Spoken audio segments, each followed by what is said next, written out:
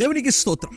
కీర్తనలు 51వ అధ్యాయం 2వ వచనం ఇలాగు సెలవిచ్చుచున్నది. నా దోషము పోవునట్లు నన్ను బాగుగా కడుగుము, నా పాపము పోవునట్లు నన్ను పవిత్రపరచుము.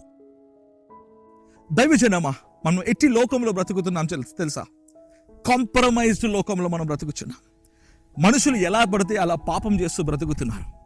కృపకాలం అని చెప్తూ కృప అనే ఒక పదాన్ని తీసుకొని వచ్చి ఇష్టం వచ్చినట్టు బ్రతకడం మొదలుపెట్టారు. నేను మరలా మీతో చెప్పుచున్నాను, అలాంటి ఒక మాయలో నువ్వు బ్రతుకుతా ఉంటే కృప అనేది నువ్వు పాపమును నుండి కాపాడుట కొరకు ఉండేది కాదు. కృప అనేది దేని కొరకు మనకి ఇవ్వబడ్డది అనేది నువ్వు పరిశుద్ధ లేఖనములో నువ్వు చదువుతుంటే అక్కడ నీకు కనిపిస్తుంది. నిన్ను నీవు మోసపరుచుకోవద్దు. ఇవి చివరి దినములు. ప్రభు కొరకు నువ్వు వేరు చేయబడి పరిశుద్ధ జీవితము జీవించాల్సిన సమయం.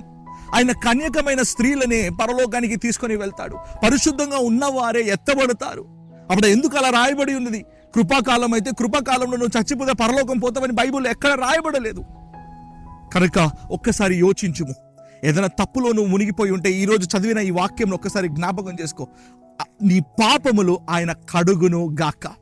ఒక్కసారి నీ పాప విమోచనకై, నీ పాప పరిహారముకై దేవుని సన్నిధిలో ప్రార్థిస్తావా? నువ్వు నిజంగా తొట్టిల్లిపోతున్నావా? ఫోన్స్లో అనేక రీల్స్ చూస్తూ ఉండిపోతున్నావా? సినిమా పాటలు వింటూ బ్రతికేస్తున్నావా? సినిమా మాటలు మాట్లాడుతూ బ్రతికేస్తున్నావా? ఇట్టి జీవితం మనకి పనికిరాదు.